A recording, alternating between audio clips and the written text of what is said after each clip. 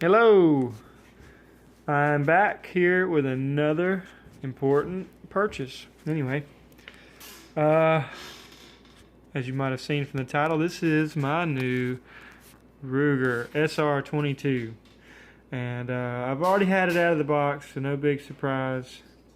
But I'm going to show you. I have a manual, NRA stuff, and some kind of recall about the old Blackhawks and single action revolvers. Anyway, I'll show you some other little things I got. I got me some standard velocity CCI ammo, just lead. There's one now, if I can get it to focus. Maybe not. Maybe, no. Anyway, it came with this nifty little pouch, which I always thought the pouch was a joke, but I'm going to use it. It came with two of these, which I'll show you in a minute, the other one that's on the gun. This is the small one. Probably going to put the small one back on because I'm going to let my wife use this gun. But this is a grip sleeve, so it fits your hand better. Got two magazines, 10-round magazines. Really like them so far. Put the standard base plate on that just for a different feel. This one right here has the finger extension on it. I guess the contrast might be better on the box. You can see it just gives your finger a little bit something, and chances are you've probably got guns that have that option too. Most new modern guns, you can get stuff like that. So let me open this box up. This was kind of a special deal. I'm super excited I found this one, the fired round. You may notice this gun is in bronze, and from everything I can tell, this gun was shipped this way from Ruger. Come on and focus, there we go. And I think it came Duracoated or Cerakoted from Ruger, and I hate these stupid little flags. Let's see if I could get the flag out of there. It just lets you know the thing is unloaded. There we go. So, not bad, one-handed, right? I'm still getting used to this whole idea of the backwards safety. You guys can tell me what you think of it. I don't know that it's a big deal, but because, you know, you learn the guns that you have. It's not the other way around. You shouldn't let your bad habits dictate proper use. So, learn what you have, not the other way around. When the red is up, I mean, red is showing, you're on fire. You can go. There's a little tick mark you can see right there on the side of the safety, and the F for fire, S for safe. It's got the same type controls on this side. There's that little tick mark. And you probably read it's a decocker. When you have the hammer back, if you pull the safety, it safely puts the gun back in a safe state. In doing so, it makes the trigger get all wobbly, which I think is kind of cool, but in a weird way. I've never seen anything like that before, so I don't know how to think about that. It just makes it feel like it's broken. When you push back in safe, oh, it won't also, because the magazine is out of the gun. It's got two different types of trigger safety mechanisms. It's got a magazine disconnect, which I've never owned a gun with a magazine disconnect. I always told myself I wouldn't, and here I bought this one, but I don't think it's going to be a big deal. I'm not going to get in a firefight and accidentally drop the mag, and of course I hope not, but with an SR22 I hope I have my SIG or my 1911 handy before this. And I hope I'm not accidentally dropping mags because I train harder than that. Nice grippy hammer surface. It's a blocky kind of hammer, and it's ugly in its own right, but I guess it don't have to look good. It's for function. Great sights. I like them. You can see really well with them. I'm going to try to zoom in on that front sight, because that's really what you're looking at anyway when you're shooting the thing. So they're adjustable. You can get the camera to work. You can adjust from side to side for windage, and then you can adjust up and down for elevation. And it's a nylon or polymer sight, and then the sight blade itself is some kind of metal. So it sits in there in like a groove. I thought that was nifty. Stainless steel barrel. It's a bull type barrel. I kind of like it being a bull barrel. And something else I thought was kind of fun. The barrel itself. I wonder if I could do this one-handed. Probably not.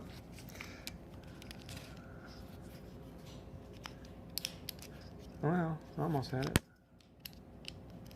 Okay. The barrel does not tip.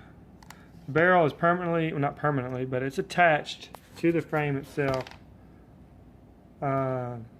Which I think makes it for a more accurate gun. I have terrible lighting, so I'm sorry. I can't get over the fact that it's bronze. I've never owned a Cerakoted gun.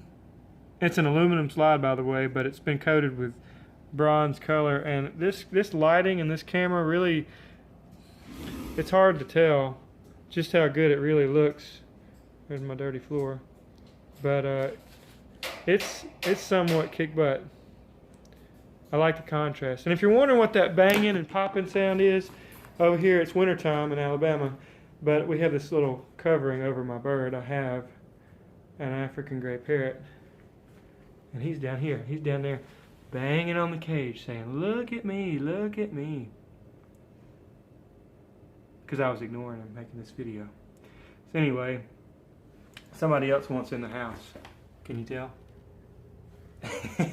Anyway, back to topic at hand. You get the fired shell. It tells you some pertinent information about it. It's a 22 pistol. Tells you the grooves and twists and turns and serial number, which I don't know why that's a big deal. It came with two pinky extension base plates and only one flat base plate. And I kind of thought that was stupid. I mean, you got two magazines, which it's awesome that it comes with two magazines, and then it's gonna have one flat extension. I guess they think people aren't gonna care about that. Your nifty handy dandy lock that most people use as weights in their tackle boxes, I guess. I don't know what they do with them. Maybe they use them for target practice. But can't wait to shoot it. There's a lot of guns in my house that I've never shot. I'm gonna attempt this, so don't hate me for it. To break the gun down, you got this little lever right here. You flip it over, and I'm not going to be able to do this with one hand. So let's see if we could do it like this. Well, that's not a very good picture. All right. So I flip that lever down, and then I'm going to pull the slide back, and then just pull it up in the back, like pulled it up like that once I slid it to the rear. And it goes back on the same way. I'm not going to take all this completely down, but you just line the spring back up in the hole. I thought, well, just goes to show you, I shouldn't have taken it apart that way. I think that the rod wasn't in the right way. Bear with me, folks. Okay. The hammer was keeping it. The hammer back here, it actually goes, it was back in the cock position. And I'm not good at this one-handed stuff. Anyway, it was back in the cock position, and actually it was keeping the slide from going down. I had to pull it that much farther back to get it to go back down into to where it needed to be. But nifty rail, adjustable front sight. Make sure you flip that lever back up, or you're going to end up with a slide flying off. I don't know if it would function like that to allow you to mess up, but I can see that being pretty bad. Tearing some stuff up in your gun, I'm sure. Anyway, I hope you guys liked the video. I'm gonna try to do some shooting with it. I just bought some land in a neighboring town that is gonna allow me to shoot pretty much whenever I want to, whenever I get the whim.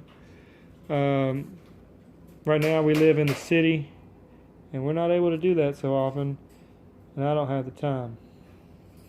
But this will give me the leisure to do it at my anytime I want to. Real quick before I let y'all go and ponder these thoughts, I wanted to show you with the magazine in, you gotta give it that little extra push. Might have seen that on some other people's videos. That's a flush mount base plate. And then this is the, see, it'll shut and not look like it, but it'll feel like it clicked in. So you gotta go the extra farther apart and do that. That's it with the finger extension. Today, just for kicks, I wanted to see what it felt like to carry in the waistband. See how comfortable it was. It's such a lightweight gun, I didn't really feel it. It felt like my Smith & Wesson Airweight 642 weight-wise. It's a little bit bigger than that, obviously, but, you know, totally digging it. I mean, this gun just, it feels like it belongs in your hand. And I don't think, back to the base plates, I don't think the base plate makes a difference in the comfort of your carry, because I carried it both ways and it didn't really bother me either way. Like I said, you don't even know, you know it's there because you ought to know it's there, but you can't feel it. Now, just to prove to you, there's nothing in that gun. I'm going to do, you can't do a trigger pull test because there's no magazine in it. The trigger is somewhat heavy on double action. When it's in single action and you pull the trigger, it's a lot lighter, but there's still a pretty significant click to it, you know, like it's deliberate, and that's going to take me some getting used to. Maybe you know, the P22 Walther's similar. I've never shot that gun. That and the Smith & Wesson M&P 22 compact. I was comparing those three guns, and really what shouted to me was the fact that people are saying this gun will chew up any ammo, regardless of, you know, if it's a target round or a hunting round or just a plinking round. Pretty much cycles everything, and that's important to me. We'll see. I'll have it in another video later, and we'll see just how good it does with the cheap ammo, with the good ammo. And you lose a lot of velocity out of a short barrel, but I hope it's enough for what I'm going to do with it, which isn't much. Anyway, alright kids, this is all for now. This is my second Ruger, by the way. I don't own it anymore. I let it slip by me, but I had a Ruger LCP for about 3 years, and the only negative thing I could say about that is two things. The trigger needs to have the same trigger the LC9S has, and then the sights, they've upgraded the sights now. They're a little better than they were, but I got like a first gen. The sights were just like well, they're worse than my 642 Airweight. They were just not there. I can see these. These are good sights. Anyway, y'all have a good one out there. And let me know what you think of the video. I'm new to this video thing, but I kind of think it's fun. So y'all have a great day. Thanks for watching.